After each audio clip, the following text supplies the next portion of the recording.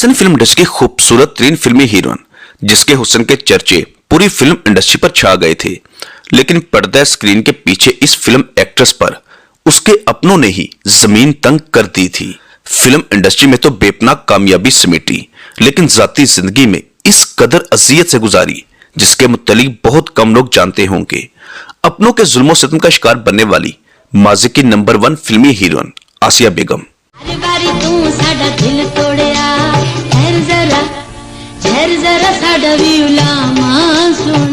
आसिया बेगम जो फिल्म मौला जट की मक्खो जट्टी थी। एक मक्खो जट्टी इस वक्त मायरा खान है और एक असल मक्खो जट्टी आसिया बेगम थी। दोनों ही हुस्न की देवियां हैं, लेकिन दोनों के लाइफस्टाइल में जमीनों आसमान का फर्क है। वे मौलिया इन्हां नूं दस कि मैं तेरी पक्की पक्की मशूक हां।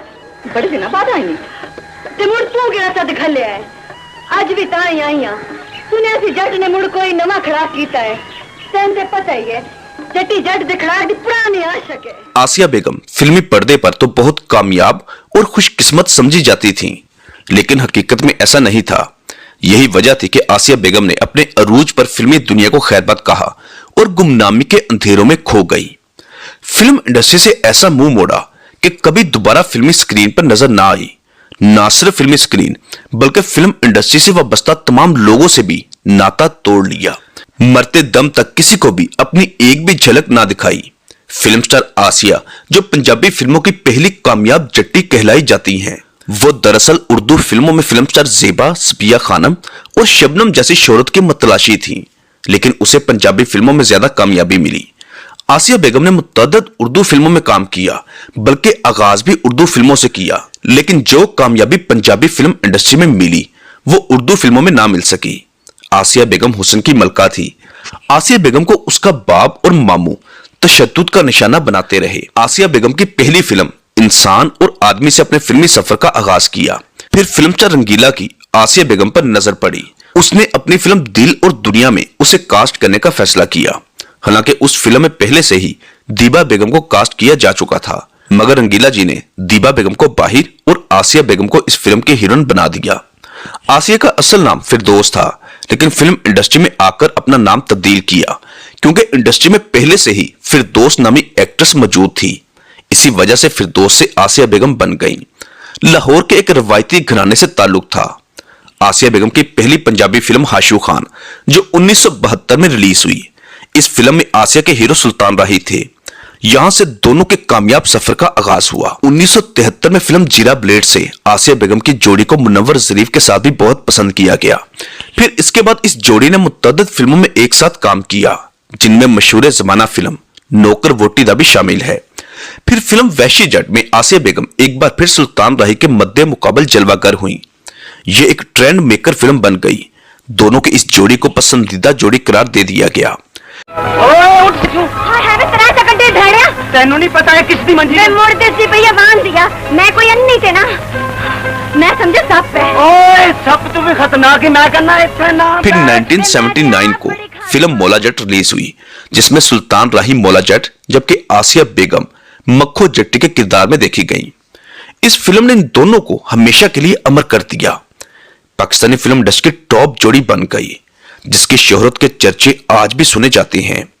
फिल्म मौला जट ने पंजाबी फिल्म इंडस्ट्री को एक नई रूह मुहैया की। पूरे पाकिस्तान में पंजाबी फिल्म इंडस्ट्री का राज हो गया और ये राज सुल्तान राही की मौत तक कायम रहा।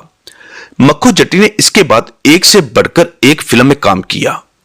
मौला जट ने आसिया बेगम पर पंजाबी फिल्म इंडस्ट्री का ठप्पा लगा दिया। उसे पंजाबी मुटियार और पंजाबी जट्टी के अलकाबाद से पुकारा जाने लगा। ये थी आसिया बेगम की जिंदगी की एक साइड। अब आपको बताते हैं आसिया बेगम पर्दा स्क्रीन के पीछे बहुत ही मजबूर और जिलालत वाली जिंदगी गुजार रही थी। एक तरफ आसिया बेगम के मतवालों में इंडस्ट्री के टॉप हीरोज, फिल्म डायरेक्टर्स और प्रोड्यूसर्स समेत बड़े बड़े सरमायादार थे, जबकि दूसरी जानब आसिया बेगम का वालिद, जिसे शाहजी के नाम से पुकारा जाता था, और एक मामू हाजी अकरम। ये दोनों नशई जवारी थे जो आसिया बेगम की कमाई पर अय्याशी कर रहे थे। आसान अल्फाज में आसिया बेगम इन दोनों हरामियों को पाल रही थी। फिल्मों में कैमरे के सामने खुश दिखाई देने वाली आसिया बेगम जो हर रात अपने ही घर में जलीलो रुस्वा हुआ करती थी। आसिया बेगम इन दोनों के लिए सोने की चिड़िया थी।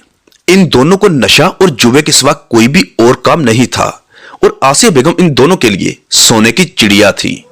आसिया बेगम दिन रात मेहनत करके जो पैसा कमाती और उन पैसों का ये दोनों लोग नशा कर लेते और जुआ खेल लेते। एक वक्त ऐसा भी आया कि जब ये दोनों जुए में सब कुछ हार गए तो दूसरे फ्रीक के साथ जुए में आसिया बेगम को ही लगा दिया। हालांकि वो दौर आसिया बेगम का फिल्म इंडस्ट्री में अरूज का दौर था।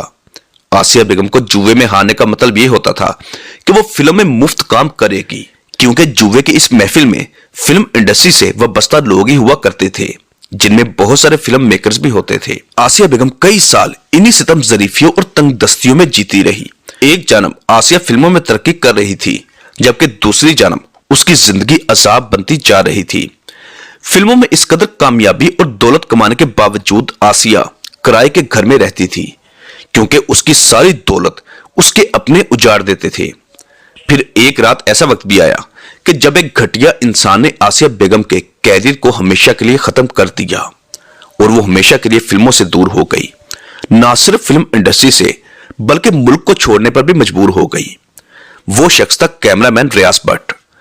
रियाज भट्ट जो फिल्म इंडस्ट्री में हर अदाकारा को अपनी जागीर समझता था। उस दौर में फिल्मी एक्ट्रेसेस कैमरामैन को फिल्म डायरेक्टर्स और प्रोड्यूसर से भी ज्यादा अहमियत दिया करती थी, क्योंकि वो समझती थी कि कैमरामैन चाहे तो उन्हें ऐसे पिक्चराइज करे कि वो रातों रात स्टार बन जाएं, और इसी वजह से लड़कियां इन कैमरामैनों की हवस का शिकार भी हो जाती थी।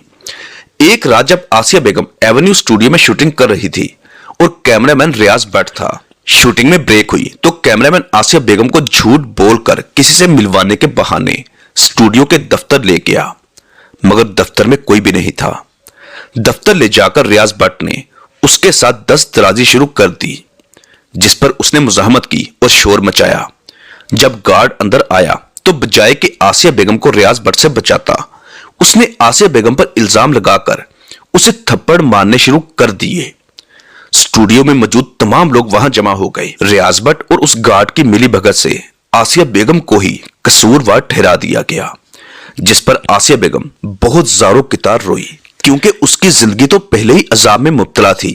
घर में वालिद और मामू की वहशत का निशाना बनती रही, जबकि स्टूडियो में रियाज भट्ट जैसे गलीज लोगों ने उस पर इल्जामात लगाने शुरू कर दिए और गार्ड ने उसे थप्पड़ मारे, जो कि उसके लिए बहुत शर्मिंदगी का बाइस था। आसिया बेगम पर इल्जाम लगाया गया कि वो रियाज भट्ट जैसे मनूस के साथ ताल्लुकात बनाना चाहती थी।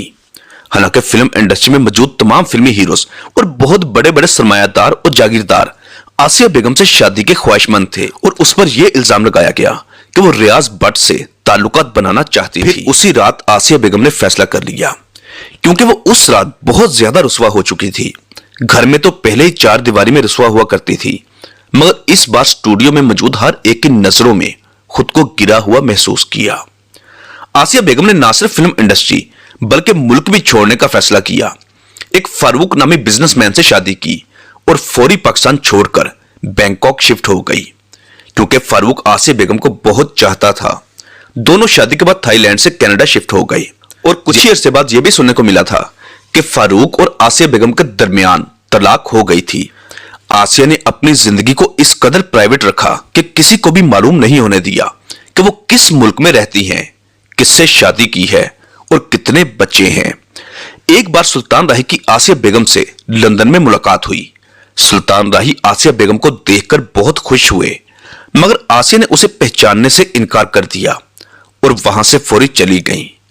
सुल्तान राही समझ गए कि वो अपने माजी से दूर रहना चाहती हैं, जिस पर सुल्तान राही ने भी दोबारा उसे तंग नहीं किया और उसे जाने दिया। यह वही सुल्तान राही था जिसके साथ आसिया बेगम ने दर्जनों फिल्में की थी।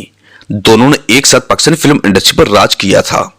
बिलाखिर कांटों भरी जिंदगी गुजारकर पाकिस्तान की टॉप फिल्मी हीरोइन 9 मार्च 2013 में कनाडा में ही इंतकाल कर गई और वहीं पर उसे सुपुर्द-ए-खाक कर दिया गया। आसिया बेगम की मौत की खबर कई सालों बाद मालूम हुई, क्योंकि उसने अपनी साबका जिंदगी को अपनी मौजूदा जिंदगी से निकाल बाहर फेंका था। वो नहीं चाहती थी कि उसके मरने के बाद भी किसी को मालूम हो कि वो मर चुकी हैं। आप इस बात से अंदाजा लगा लें कि आसिया बेगम को फिल्म इंडस्ट्री से किस कदर नफरत हो चुकी थी। आसिया बेगम के बच्चे भी हैं, लेकिन वो भी कभी मीडिया के सामने नहीं आए। वो जानते हैं कि उनकी वालदा ने अपने माजी को भुलाकर एक नई जिंदगी का आगाज किया था, जिसमें बेहयाई, बेशर्मी, वल्गैरिटी का कोई भी अंसर नहीं था, बल्कि उसने खुद को बापर्दा कर लिया था। हमारी दुआ है कि अल्लाह पाक फिरदौस उर्फ आसिया बेगम के तमाम गुनाह माफ फरमाए और उसे जन्नत में आला मुकाम अता करे। इंसान अगर मरने से पहले सच्चे दिल से तौबा कर ले तो अल्लाह पाक उसकी तौबा लाजमी कबूल करता है, और आसिया बेगम ने भी फिल्मों से तौबा कर ली थी। दोस्तों, ये थी पाकिस्तानी फिल्म इंडस्ट्री की पहली और ओरिजिनल मौला जट की मक्खो जट्टी। आपकी इस वीडियो के मुतालिक क्या राय है, नीचे कमेंट बॉक्स में लाजमी इजहार कीजिएगा। चैनल पर अगर नए हैं तो इसे फौरी सब्सक्राइब और साथ दिए गए बेल ऑप्शन को भी प्रेस कर दें। मिलते हैं दोबारा अच्छी वीडियो के साथ। अल्लाह हाफिज।